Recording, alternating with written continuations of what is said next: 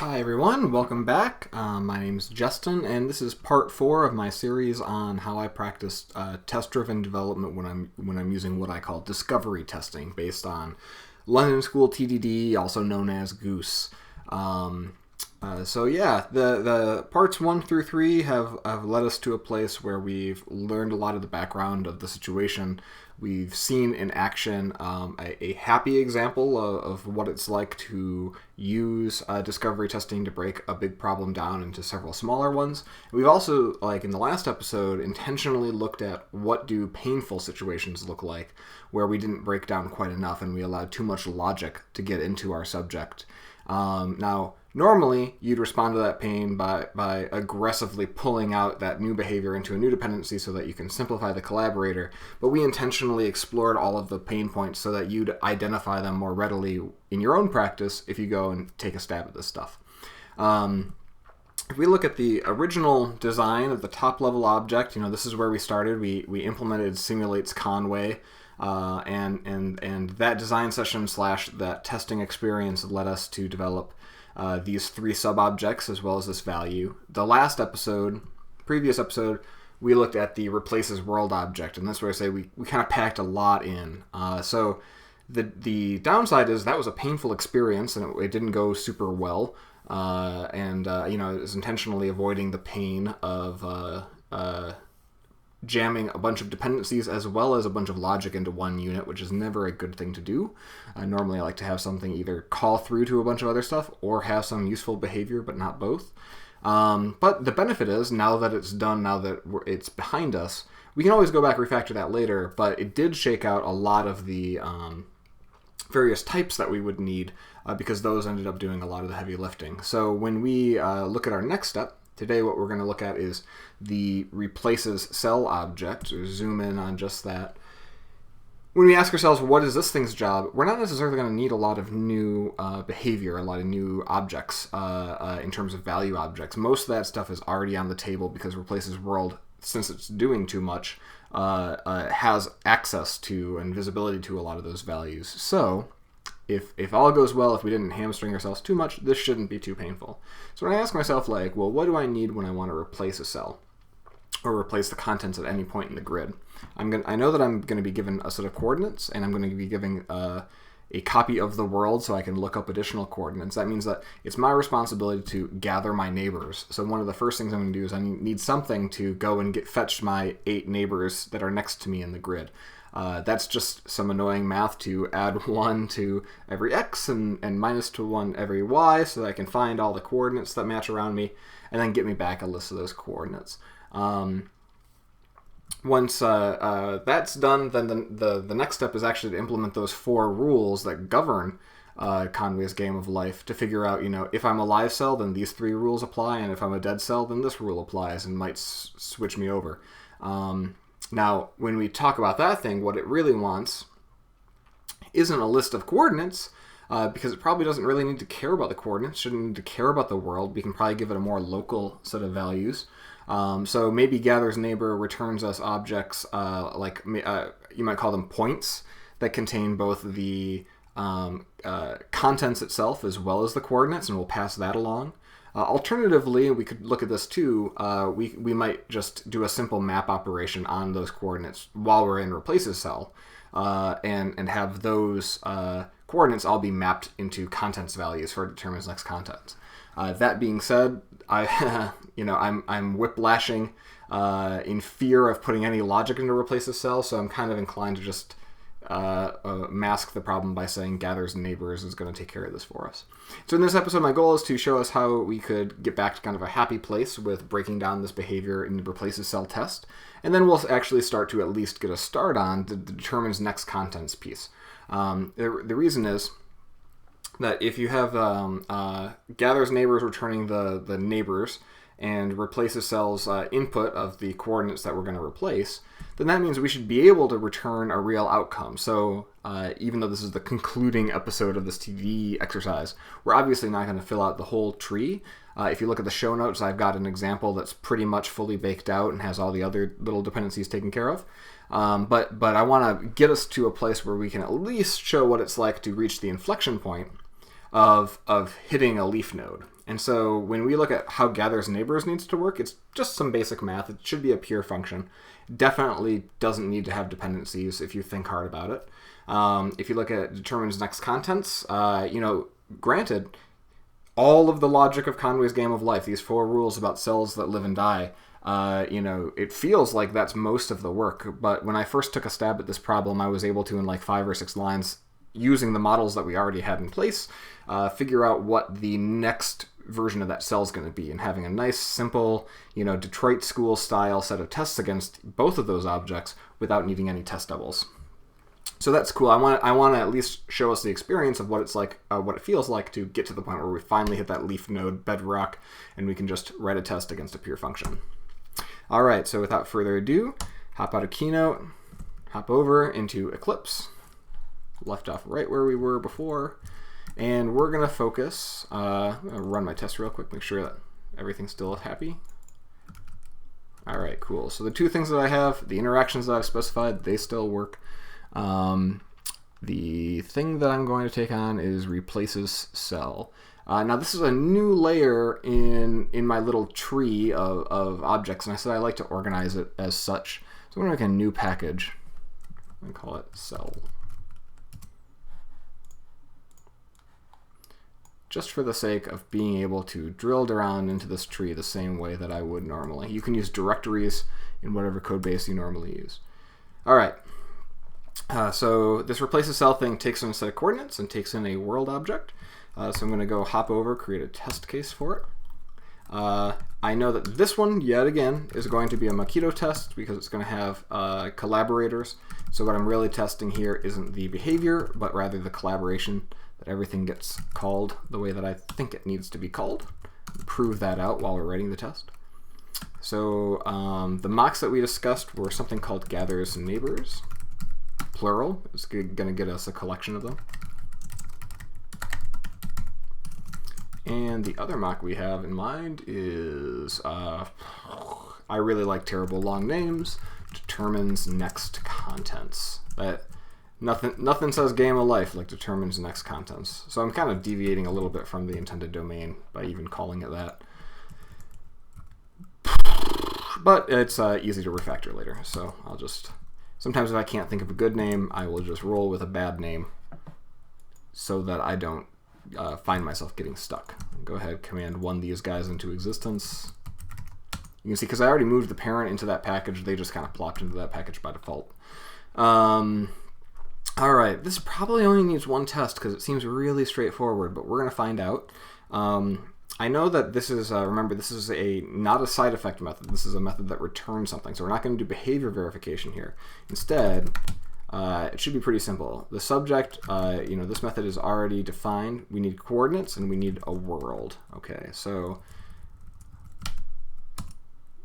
create something called coordinates. You know what? I'm going to just do these in line. So I've got these new coordinates because we know that this responds to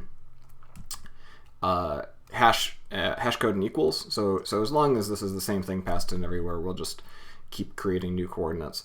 I'm going to make a silly one, 1337, 1337, and I need a world, and it's probably going to be a world that we want to be able to change from the perspective of the test. So I'm going to create one of those new mutable world objects that we introduced in the last episode.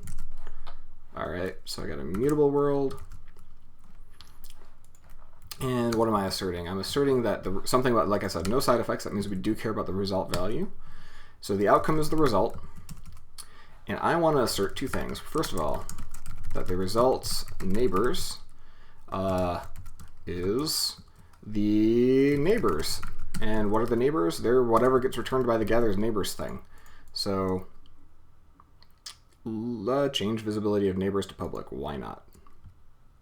Boom. Oh, right, because this is outside the package at this point. So let's make those public. Create a local variable named neighbors. That was not super helpful. So I'm going to call them, we need a new object that combines coordinates and contents. I'll just call it a point, like a point on the grid, because it represents both. Equals new array list. Point There's got to be a faster way to do all these things. So excuse my Eclipse noobness. There's already a point? Did we make the point already? Oh my goodness. Java IO serializable. Yikes. Nope, that's not what I wanted. I'm going to go up. Java AWT. Good grief. Nope, it's not the 90s. Alright, so we're going to create a new class. It's not that one, called main. And we're going to drop point into that values package of other value objects. And here, you know, normally I would test drive this too, just because I'm pretty OCD about that, even though it's really just a struct, it's just holding data. I say I'd test drive it. No, I wouldn't. That's just not my style. If it had behavior like the world class did, then I might. But I skipped that too, so maybe I wouldn't. We'll see. So, all right, so what does a point have? A point has contents and coordinates.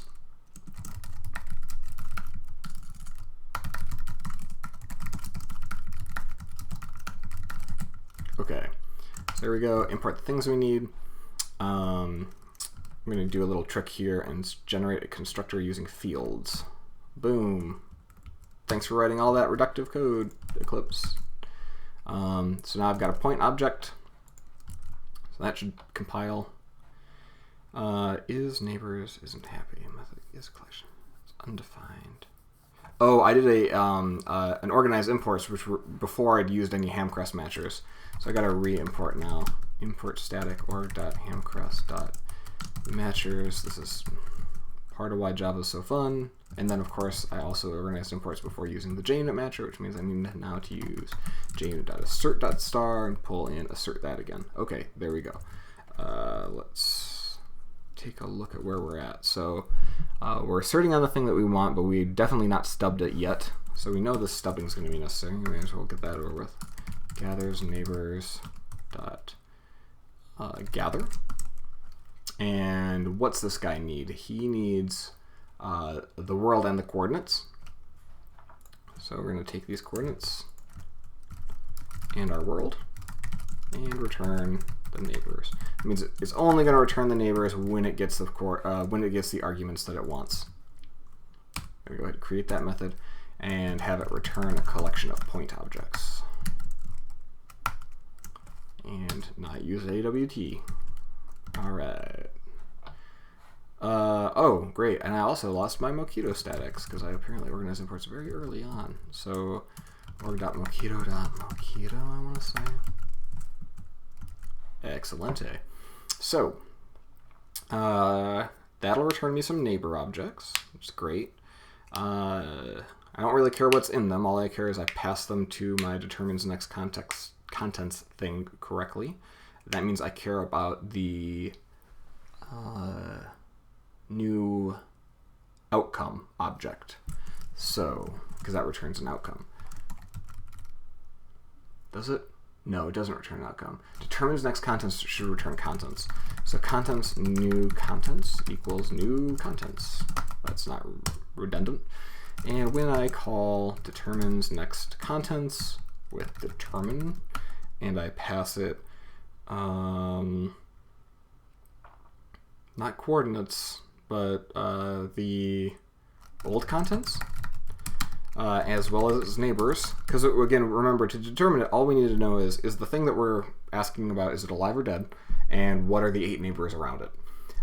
So it doesn't need to know about the world, it doesn't need to know about coordinates. So old contents needs to be a thing, and once it is, we can return this new contents guy. So time to import stuff. Create some old contents.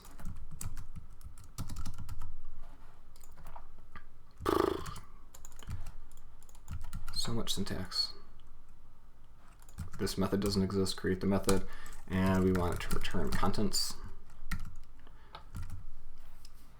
Double equals, come on. Okay. Seems like a start. If I call the first thing with the thing I want, I get the neighbors. If I call the second thing with the thing I want, then I get the... How do we get the contents is the question, because the coordinates are going in, we need to get the contents out of the world and pass that in.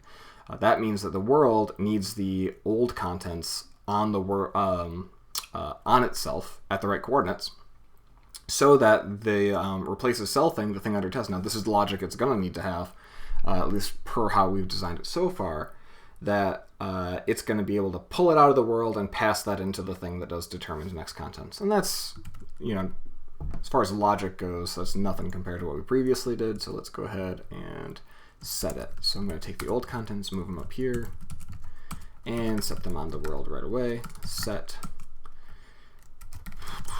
Now that I've put this in 3 times, I'd probably just save it off to a variable. It's not worth having the risk of getting this wrong in one place. Old contents. And I can do that with, I think, refactor.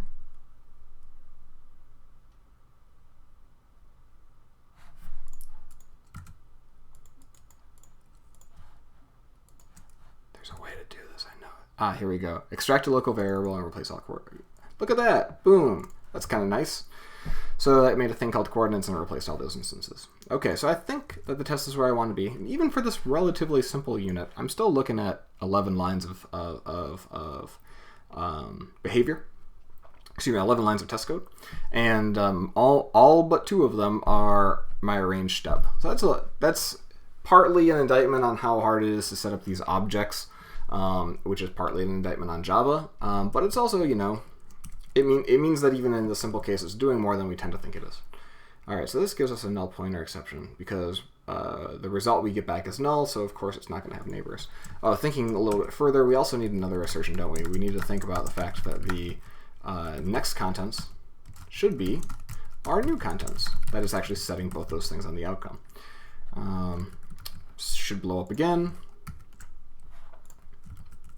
If I want to move a little bit slower and slower steps, I could say return me a new outcome. Null, null. And it should get me from a error, like where the test is blowing up because through an exception, to a failure where it's simply an assertion error. So sometimes some people make a big deal about the discrepancy between those 2 things, errors versus failures.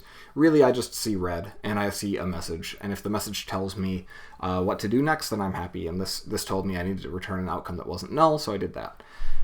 So it expected an array collection-y thing, but it was null. So we should probably start to satisfy those stubbings.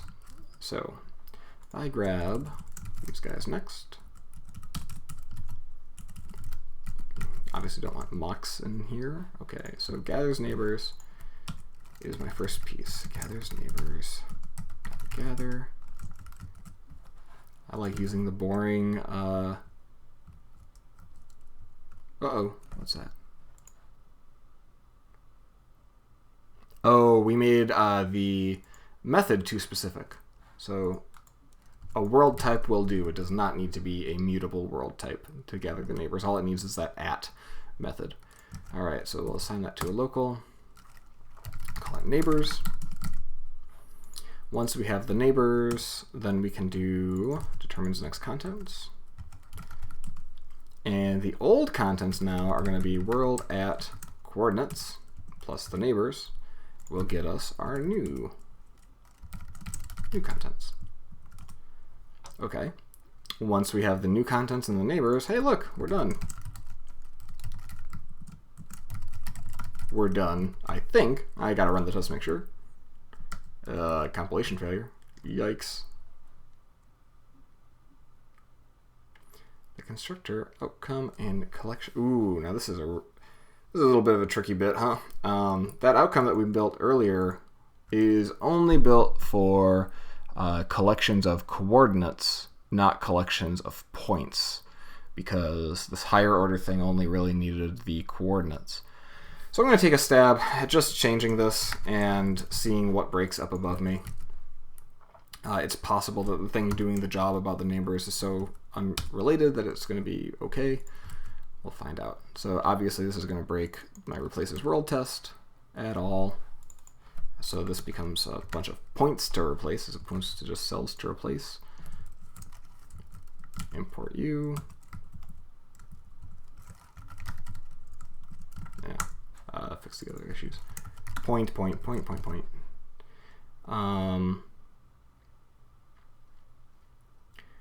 if we look at the first point to do,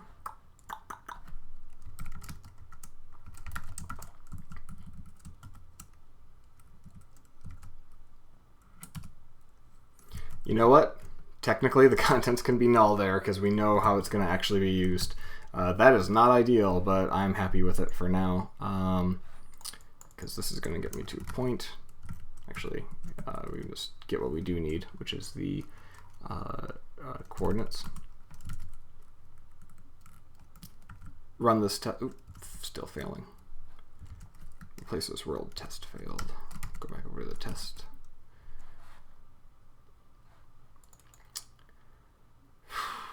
And once again, this is clearly a smell that I'm doing something that's probably not worth it just for the sake of that replaces cell test to not have to map over a bunch of values. I'm broadening the scope of the values that are above me, and that's not good, and that's not worth it.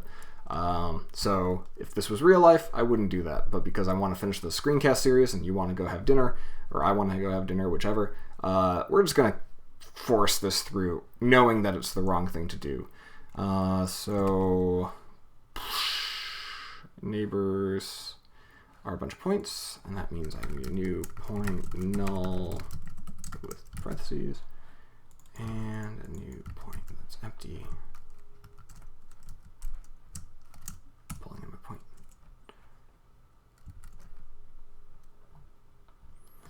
Same thing up here.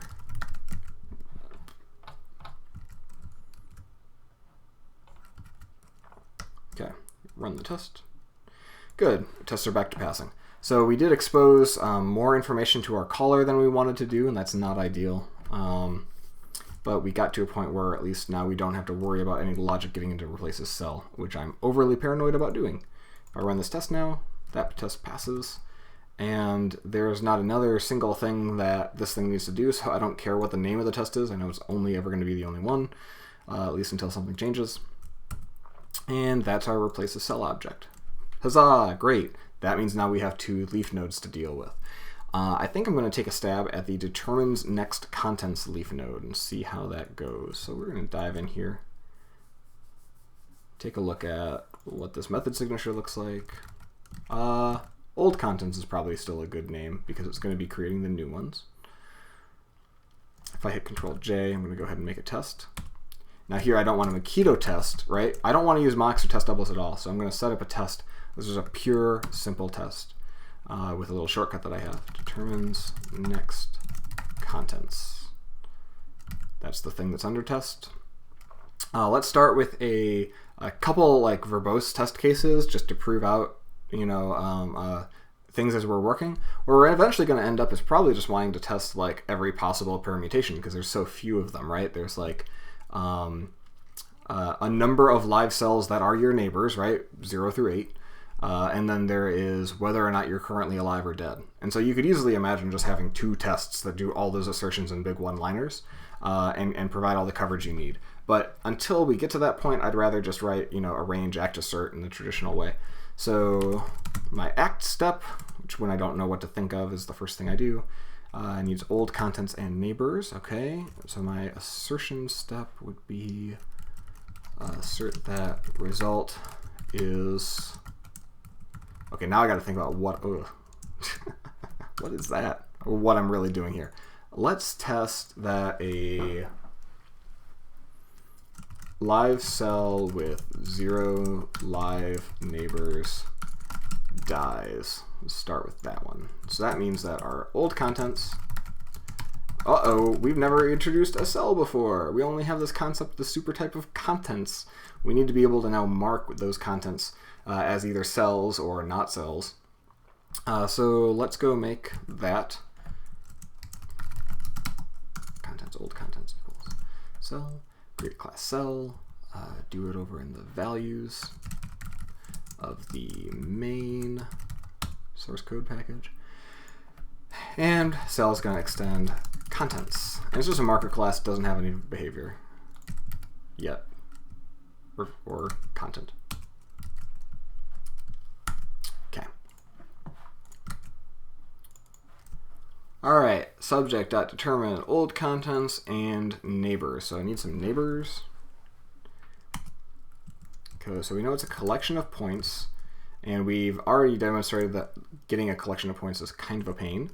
And I also would like for this test to always test 8 things. So one thing I could do is I could say, I don't know, arrays.asList, new point, and I could say 0 live neighbors. That means it has 8 nothing objects. New nothing at, and now this one, the previous test didn't care about the coordinate, about the value. This one doesn't care about the coordinates, so I'll just pass in null here because I know that my subject should not be caring about the coordinates, even though it's getting them passed in. So I'm going to create a new nothing from the main package, or in the main source folder and the values package. Extends contents. Hey, look at that! Eclipse figured out a thing. All right. So if I have one of these, and then, you know, just ruthlessly 1, 2, 3, 4, 5, 6, 7, 8. That's only that line's only 302 characters long, and that is pretty average by most Java teams that I run into standards. But of course, we'll go back and clean that up later. So let's see. Result is not neighbors. I'm not thinking straight. First of all, I need a result, right? So what's this? I get some contents back, and what I really care about here is that it is a nothing, because it should be dying.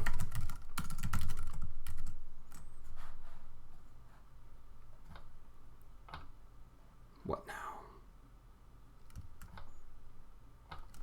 What's the error here?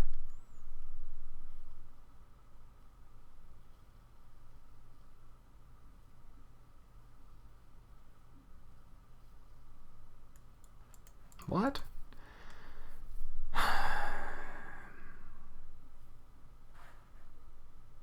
Okay, so I can't assert that it is a nothing because, can I say instance of? Okay, neat. I got that matcher too, so I'll just do that. All right, so remember, we're doing traditional Detroit School TDD. That means we can start small with simple cases and then build up some complexity. We don't have any mocks, which is a luxury to just be able to do some pure logic. Leaf nodes are our friends. So here, if I got all these points, what I want to do is I want something that can count the live neighbors. So count live neighbors. Count the live ones of my neighbors. And when I have that, let's do this. It's going to be an int, and I could do some fancy functional stuff here and do like a filter and then just check the size, but since most people are not on Java 8, I will just iterate blindly. So for point on neighbors, starting with 0 live ones, we're going to just do the real boring thing here. Good old for loops. So int I, point dot contents instance of a cell. That's how we know it's alive.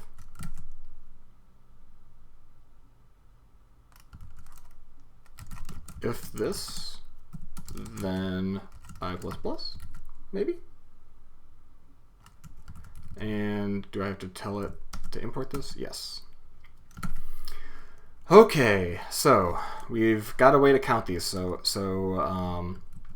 since the count is just a an int, we have more language features available. Like we could use a switch, but for now, I am going to just do the 0 case. So if you are 0, then return new nothing. Import that as well. Okay, so that passes, But as I was working on this with you, I realized like I kind of worked ahead of myself. I started counting the live ones and stuff. I didn't technically have a test that demanded that yet. So I'm going to go ahead and comment this out. I got a little carried away. And I am going to make this test pass some other way. Good. Well, what do I need all that other code for? I can just return new nothings all day. So now I want to write a test that's going to force me to return a not nothing. An example of that is one where a live cell survives. And a live cell will survive. Live cell with 2 live neighbors survives. So same kind of case, except now instead of 8 nothings, I'm going to have a couple of cells. I hate these long lines, and I should pull this out into a helper method, but I'm just going to keep rolling with it until it hurts. Alright, so that means I have 2 live neighbors, and this should be an instance of cell. Alright, we expected a cell, got a nothing. So now that's probably enough to tell me I need this code up here. Oopsie.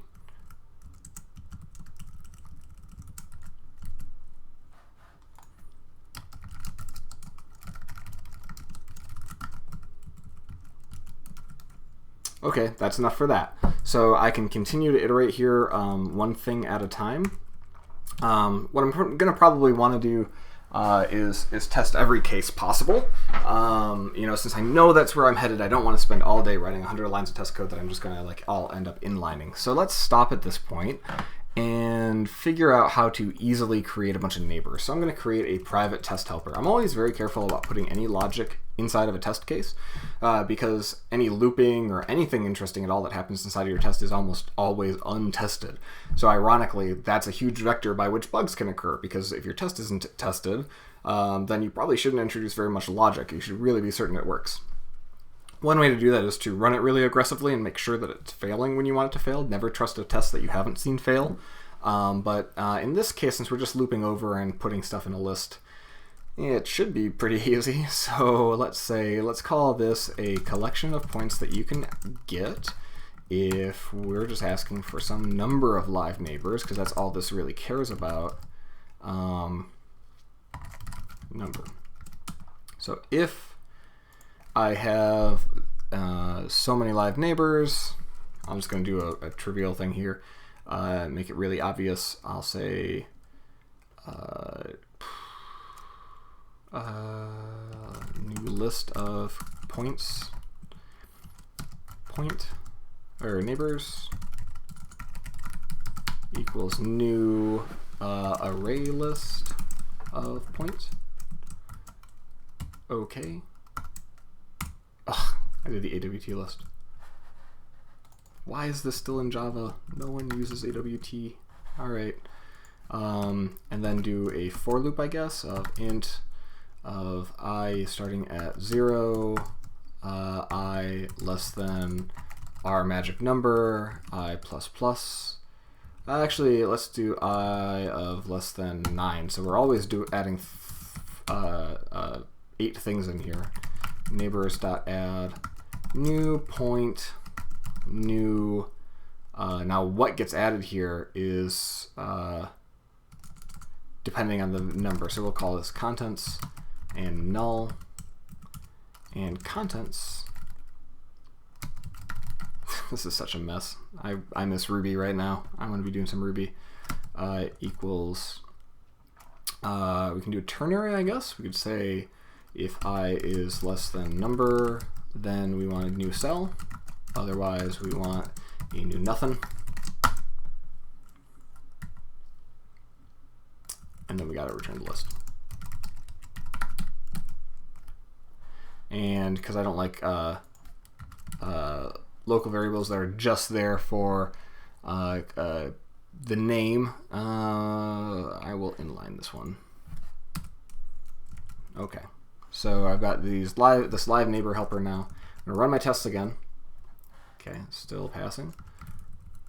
And instead of using this crazy thing, I'm just gonna say, give me 0 live neighbors.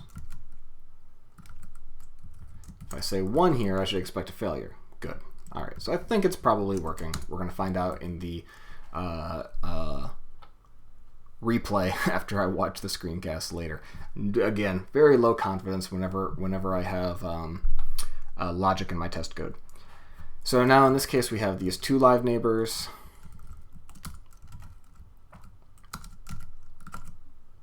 Okay, so first, for whatever reason, I'm envisioning this as ideally just 2 quick tests. First of all, test live cells survival, and second one being test dead cells undeadedness. All right. So if I had to just inline all of this into almost one thing, in this case I could take the cell, I could inline the neighbors bit, I could probably inline this result, right? So I could say assert that this thing, I need the neighbors, so I can say live neighbors 0 is instance of nothing.class. Okay. This old contents, like again with the if I'm going to be inlining all this stuff, I may as well go big. So I'll just inline that too. Let's see if that test live survival thing worked. Okay, it did. So let's see, and again, I don't trust it. Let's see that fail. Okay, great. Let's inline this next one too and then delete those 2 tests. So live neighbors 2, that should be a cell. Okay, that passed.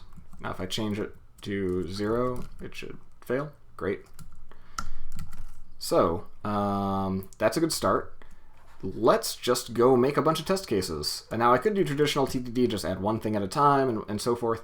But now that I have a cute little one-liner way to specify everything that I want, I'm just going to go hog wild. So if I remember the rules correctly, 2 or 3 will live on, 4 or more will die.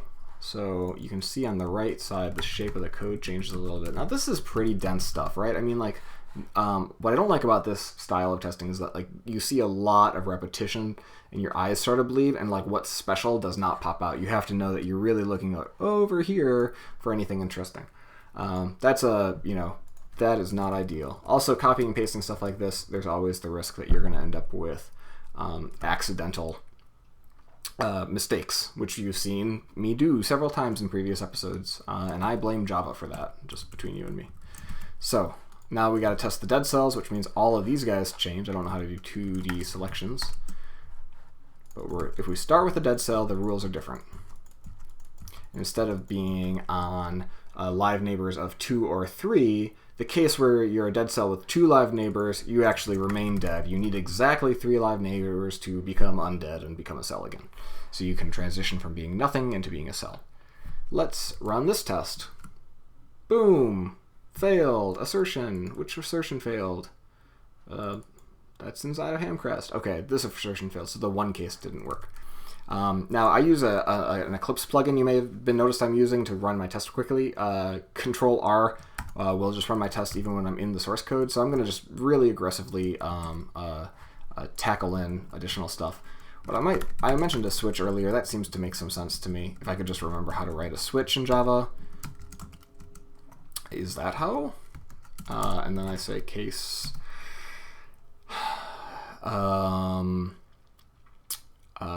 Really, there's not a lot of cases where you don't end up being dead, right? So I should probably only focus on 3 cases. You are alive and stayed alive, you are dead and became alive, and you are still dead or becoming dead.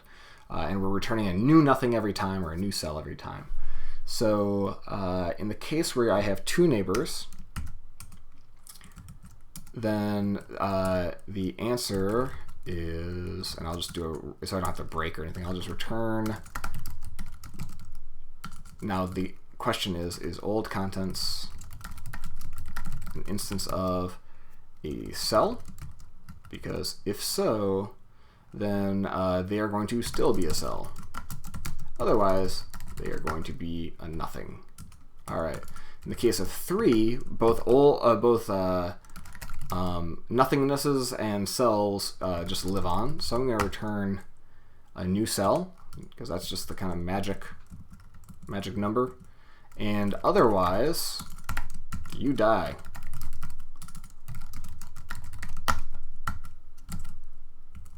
And I kill the other implementation that I had. Let's see if that works.